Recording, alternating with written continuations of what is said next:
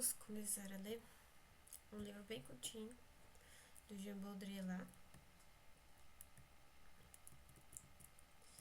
chamada A Sombra das Maiorias Silenciosas. Então é isso, porque me deu vontade de ler esse livro, só isso, tá? Todo o confuso amontoado do social se move em torno desse referente esponjoso, dessa realidade ao mesmo tempo opaca e translúcida, desse nada.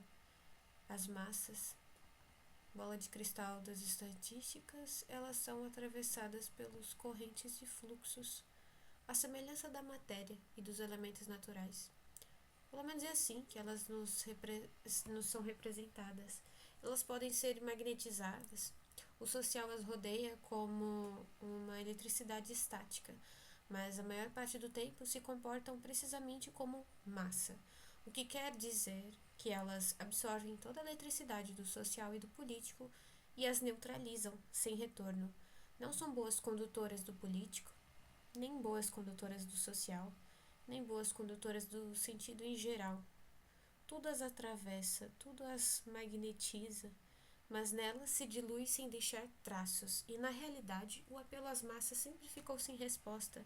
Elas não irradiam, ao contrário, absorvem toda a irradiação das constelações periféricas do Estado, da história, da cultura, do sentido.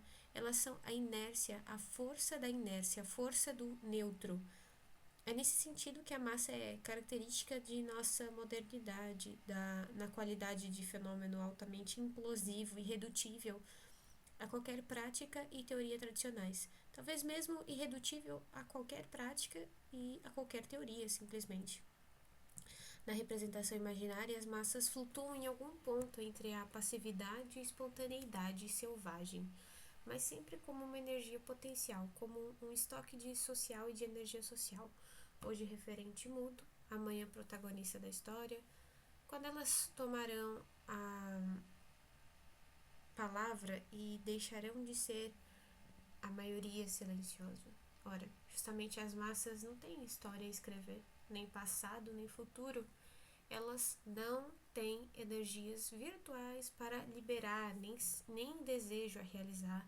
Sua força é atual, toda ela está aqui, e é a do seu silêncio. Força de absorção e de neutralização, desde já superior a todas as que se exercem sobre elas.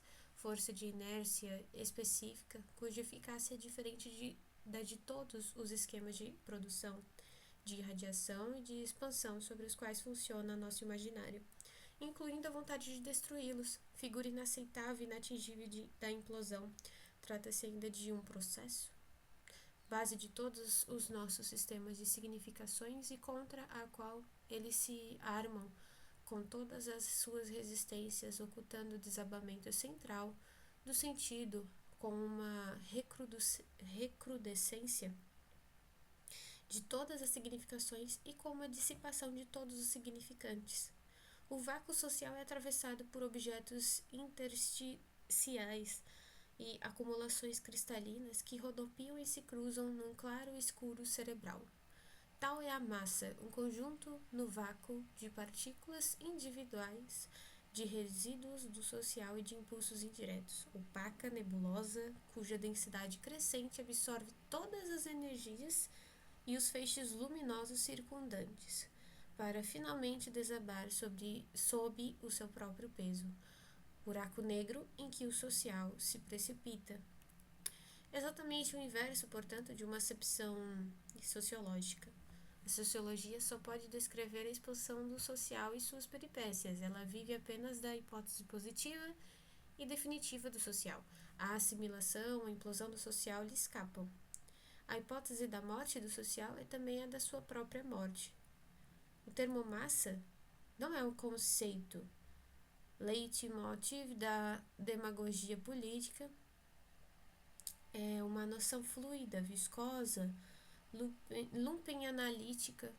Uma boa sociologia procurará abarcá-la em categorias mais finas, socioprofissionais, de classe, de estados culturais, etc. Erro.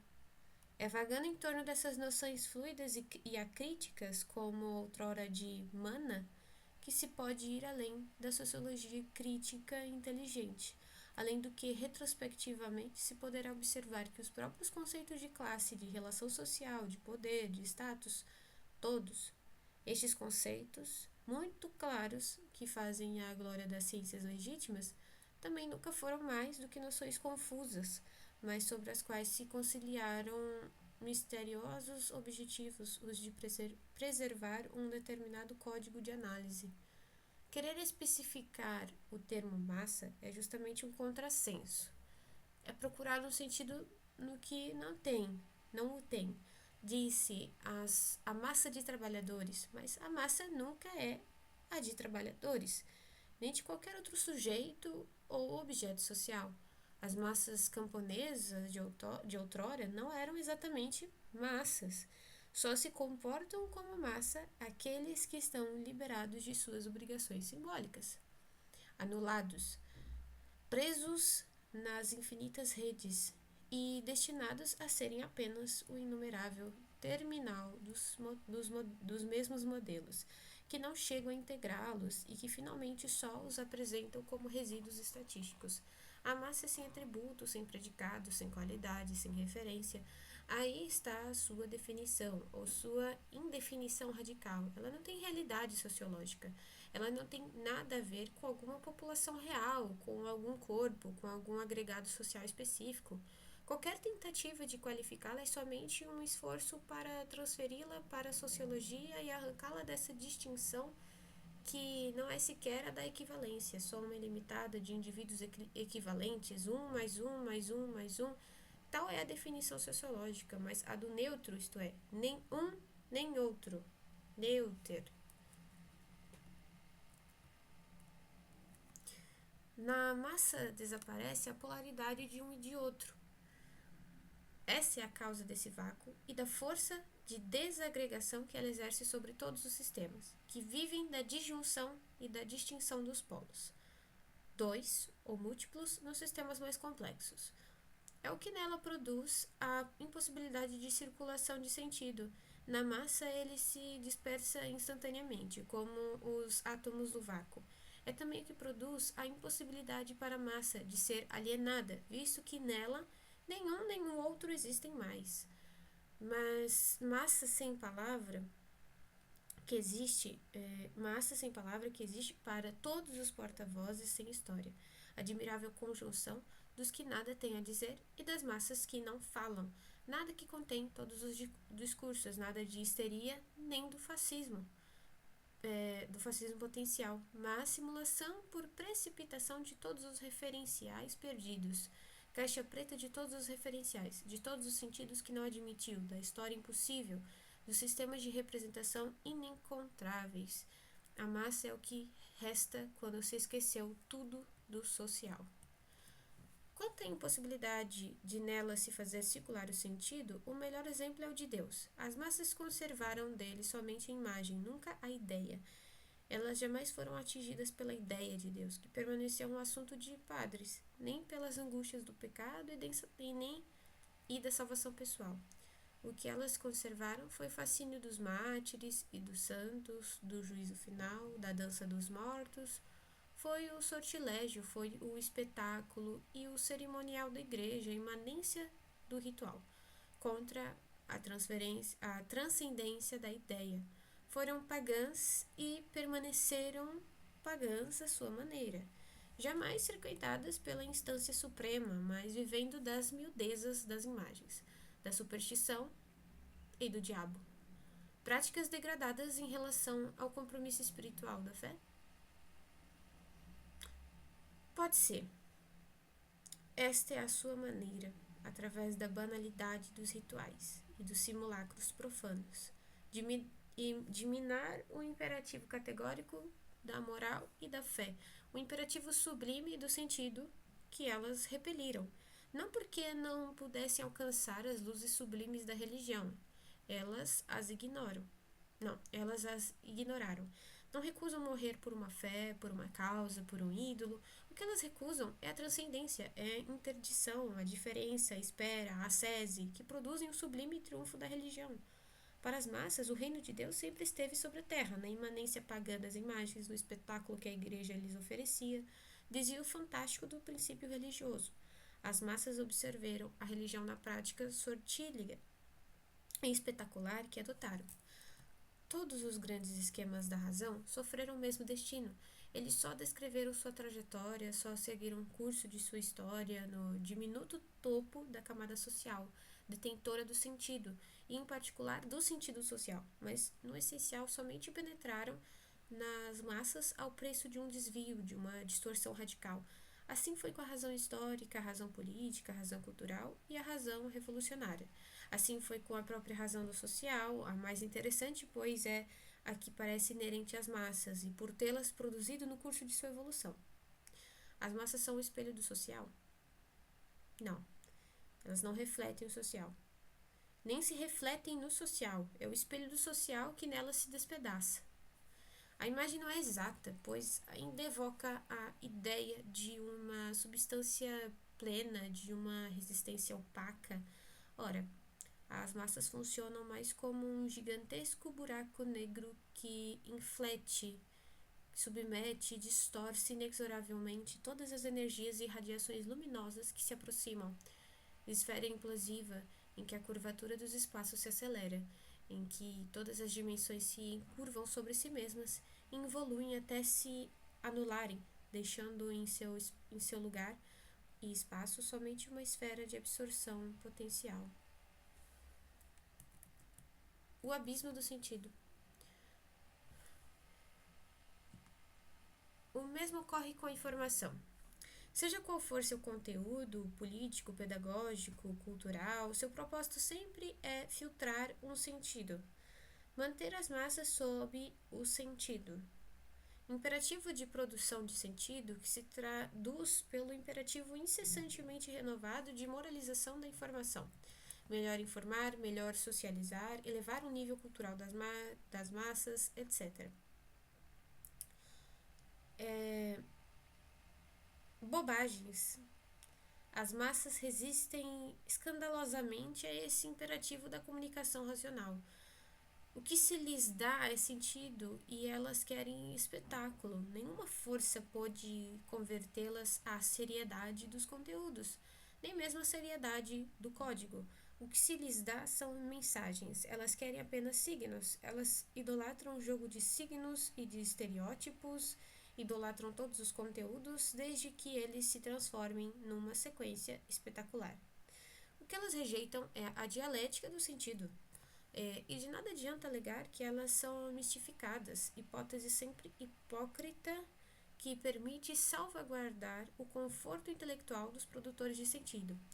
As massas aspirariam espontaneamente às luzes naturais da razão, isso para conjurar o inverso, ou seja, que é em plena liberdade que as massas opõem ao ultimato do sentido a sua recusa e sua vontade de espetáculo. Temem essa transparência, essa vontade política, como temem a morte. Elas farejam terror simplificador que está atrás da hegemonia ideal do sentido e reagem à sua maneira, reduzindo todos os discursos articulados a uma única dimensão irracional e sem fundamento, onde os signos perdem seu sentido e se consomem na fascinação, o espetacular. Uma vez mais, não se trata de mistificação, trata-se de sua exigência própria, de uma contra-estratégia expressa e positiva, trabalho de absorção e de aniquilamento da cultura, do saber, do poder, do social, trabalho imemorial, mas que hoje assume toda a sua envergadura, um antagonismo profundo que obriga a uma inversão de todos os cenários aceitos. O sentido não seria mais a linha de força ideal de nossas sociedades, sendo que escapa apenas um resíduo destinado a ser reabsorvido qualquer dia. Ao contrário, é o sentido que é somente um acidente ambíguo e sem prolongamento, um efeito devido à convergência ideal de um espaço perspectivo num momento dado, a história, o poder, etc., mas que na realidade nunca disse respeito senão a uma fração mínima, a uma camada superficial de nossas sociedades. Isso também é verdadeiro para os indivíduos. Nós somos apenas episodicamente condutores de sentido. No essencial e em profundidade, nós nos comportamos como massa, vivendo a maior parte do tempo num modo pânico ou aleatório, aquém ou além do sentido. Logo, tudo muda com essa hipótese inversa. Vejamos um exemplo entre mil desse menosprezo pelo sentido. Folclore das passividades silenciosas. Na noite da extradição de Klaus Croissant, a televisão transmitia um jogo de futebol em que a França disputava sua classificação para a Copa do Mundo. Algumas centenas de pessoas se manifestam diante da Santé. Alguns advogados correm na noite. 20 milhões de pessoas passam sua noite diante da televisão. Quando a França ganhou, explosão de alegria popular. Horror e indignação dos espíritos esclarecidos diante da escandalosa indiferença. Le Monde. 21 horas. Nesta hora, o advogado alemão já foi retirado da prisão da Santé. Daqui a pouco, Rocheteau vai marcar o primeiro gol. Não sei como pronuncia o nome desse cara, fecha aspas. Melodrama da indignação. Nenhuma única interrogação sobre o mistério dessa indiferença. Uma única razão sempre invocada, a manipulação das massas pelo poder. Sua mistificação pelo futebol. De qualquer maneira, essa indiferença não deveria existir. Ela não tem nada a nos dizer. Em outros termos, a maioria silenciosa é despossuída até de sua indiferença. Ela não tem nem mesmo direito de que esta lhe seja reconhecida e imputada. É necessário que também esta apatia lhe seja insuflada pelo poder.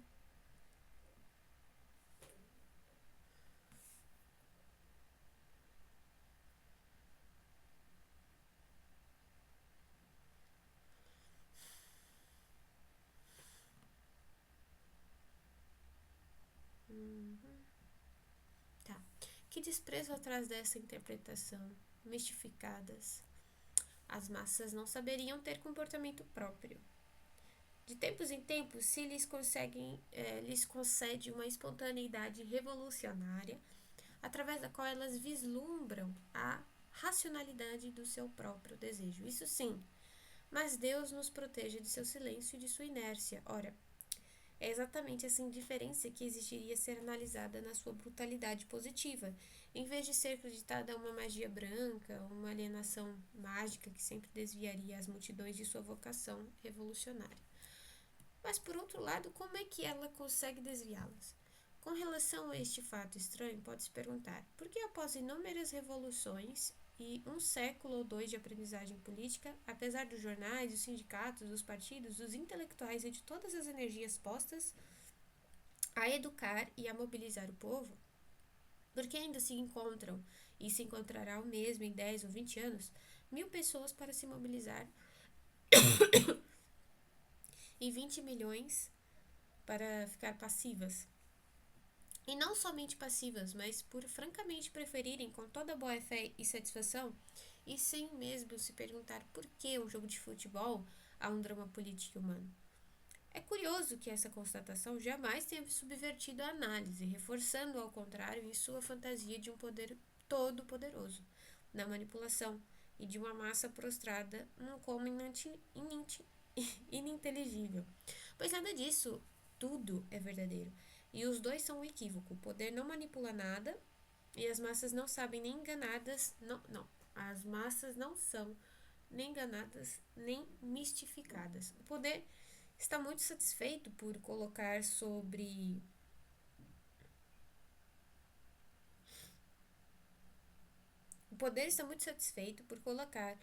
o futebol uma responsabilidade fácil, ou seja, de assumir a responsabilidade diabólica pelo embrutecimento das massas. Isso o conforta em uma ilusão de ser o poder e desvia do fato bem mais perigoso de que essa indiferença das massas é a sua verdadeira, sua única prática, porque não há outro ideal para inventar. Não há nada a deplorar, mas tudo a analisar a respeito disso como fato bruto de distorção coletiva e de recusa de participar nos ideais, todavia luminosos, que lhes são propostos. O problema das massas não está nisso. Melhor constatar a reconhecer que toda a esperança de revolução, toda a esperança do social e da mudança social só pôde funcionar até aqui graças a essa escamoteação, a essa contestação fantástica, como Freud o fez na ordem psicológica. Melhor partir deste resto, deste sedimento cego, deste resíduo de sentido, deste não analisado e talvez não analisável. Há uma boa razão para que essa revolução copernicana jamais tenha sido tentada no universo político. Toda a ordem política é que se arriscaria a pagar as contas. Grandeza e decadência do político. O político e o social nos parecem inseparáveis, constelações gêmeas sob o signo, determinante ou não, do econômico. Pelo menos desde a Revolução Francesa. Mas, hoje, para nós, isso provavelmente só é verdade para o seu declínio simultâneo, exemplificando com Maquiavel. Quando o político surge da esfera religiosa e eclesial na época da Renascença, ele é, antes de tudo, um puro jogo de signos, uma pura estratégia que não se preocupa com nenhuma verdade social ou histórica, mas, ao contrário, joga com ausência de verdade, como mais tarde a estratégia mundana dos jesuítas sobre a ausência de Deus. O espaço político, inicialmente, é a da mesma natureza do teatro da intriga da Renascença, ou do espaço perspectivo da pintura, que são inventadas no mesmo momento.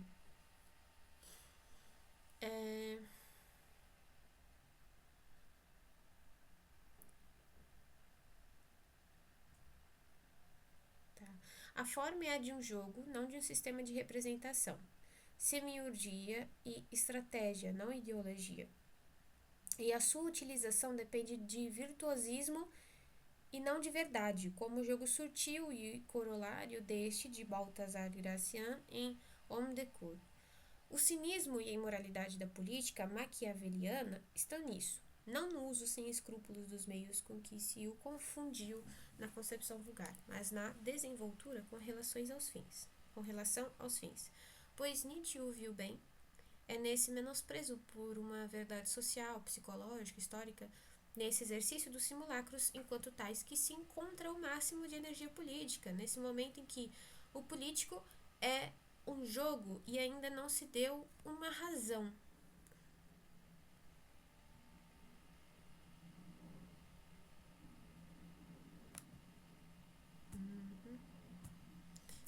A partir do século XVIII, e particularmente depois da Revolução, que o político se infletiu de uma maneira decisiva. Ele se encarrega de uma referência social, o social se apodera dele.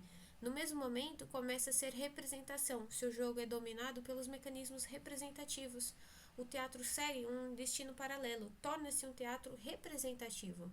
O mesmo acontece com o espaço perspectivo, de instrumental, que era no início, tornando-se lugar de inscrição de uma verdade do espaço e da representação.